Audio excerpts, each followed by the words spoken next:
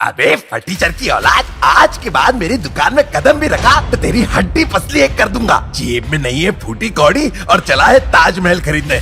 Lucky एक handsome लेकिन गरीब लड़का था। किस्मत से उसका एडमिशन शहर के सबसे बड़े कॉलेज में हो गया था, लेकिन उस कॉलेज में शहर के सब अमीर रईसज़ादे पढ़ते थे और लकी से नफरत करते थे। कॉलेज में लकी के लिए नफरत तब और बढ़ गई जब सबको पता चला कि कॉलेज की सबसे सुंदर और अमीर लड़की डिम्पल ने लकी को अपना बॉयफ्रेंड बना लिया है। लकी डिम्पल से बहुत प्यार करने लगा था और इसीलिए पैसे जुगाड़ कर डिम्पल को साथ लेके शहर के नामी ज्वेलरी स्टोर गया था डिम्पल को गिफ्ट दिलाने। लेकिन हद तब हो गई जब ज्वेलरी स्टोर के मालिक ने लकी की शक्ल और कपड़े देखकर उसको धक्के मारकर बाहर निकाल दिया। डिम्पल बिना कुछ कहे वहां से चली गई। लकी का आत्मविश्वास वहीं टूट गया। लेकिन अगले दिन जब लकी कॉलेज पहुंचा तो उसे डिम्पल ने कुछ ऐसा बोला जिसकी उसने कभी कल्पना भी नहीं की थी। लकी, तुम फटीचर हो और फटीचर ही रहोगे। तुम्हारी वजह से जैसे मेरी कल बेइज्जती हुई वैसे जिंदगी में कभी नहीं हुई। दफा हो जाओ मेरी जिंदगी से। मैं अपनी पूरी जिंदगी राहुल के साथ बिताना चाहती हूँ। इतना कहकर डिम्पल ने पास खड़े राहुल को गले लगा लिया। लकी का गुस्सा 7वें आसमान पर था। वो जाकर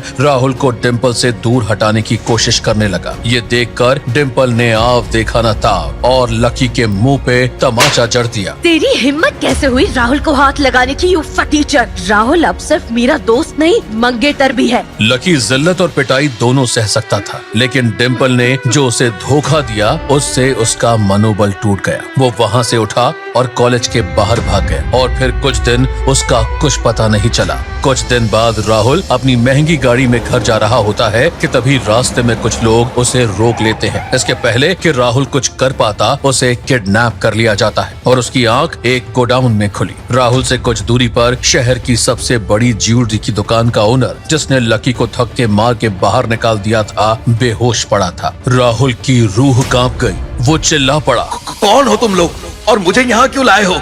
तुम जानते हो मेरे बाप की कितनी फैक्ट्री है शहर में?